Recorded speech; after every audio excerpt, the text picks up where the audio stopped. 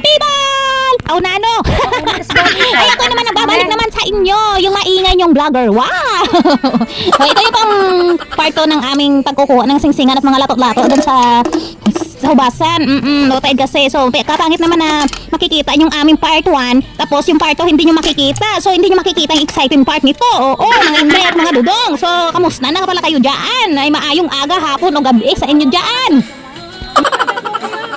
Gabi na nga mga inday, mga dudong, ay nakauwi na kami ni Sis Ana dun sa bahay namin, oo. Tapos pinilagyan na namin yung papaya, ang mga singsingan na kinuha namin doon sa hubasan. Kasi sabi namin ni Sis Ana, amen, oo. O ano, sabi ni Sis Ana ay maggugulay kami, oo. Yung papaya, tapos yung kalabasa, yung pampalinaw sa mata, yung makita mo siya na nag-shoot out.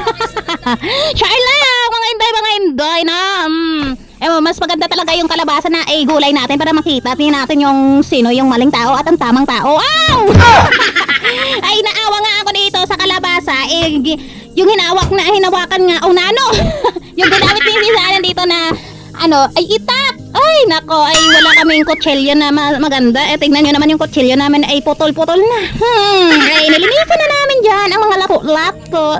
Yung mga lato, tapos yung mga crabs na maliliit na nakuha namin galing sa hubasan. So, ang katuwang ko dyan ay sisisan lang naman. Tapos sisisan na yung bisi-bisihan dito sa pagkukuha ng mga buto ng papaya.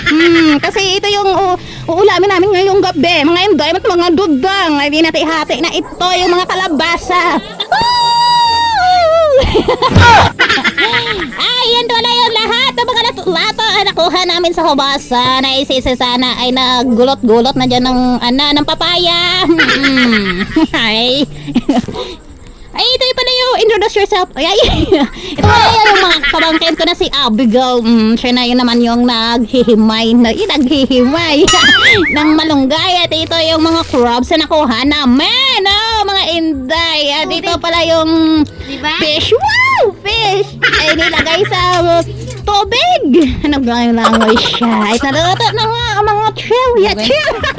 Yung mga singsingan na nakuha namin. Sabi ko sa kay Sis Ana, videohan niya ako, kaya ipakita ko sa inyo kung paano magbiyak ng buko o buko ng niyog. Ay, bida-bida yarn si Sis Benyor. Ito na, luto na yung singsingan namin na niluto. Ay, ito yung unod niya. Ay, Diyos ko, unod ba? Si Sis Gian nyo nga dyan ay nagkakayod-kayod din ng niyog habang ay bisi-bisihan dito yung mga kapatid ko na nangunguha ng laman ng singsingan, mga inday. Agay.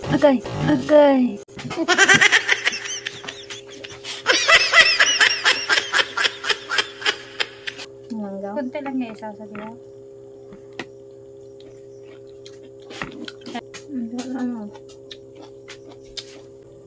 Kumain na nga kami dito ng aking mga sister rakas ng lato or sea grapes ang tawag dito. Ay masarap pala ito kainin, mga inday at mga dudong. Ang sarap-sarap talaga ito kainin. Sa inagutom na nga amin dito.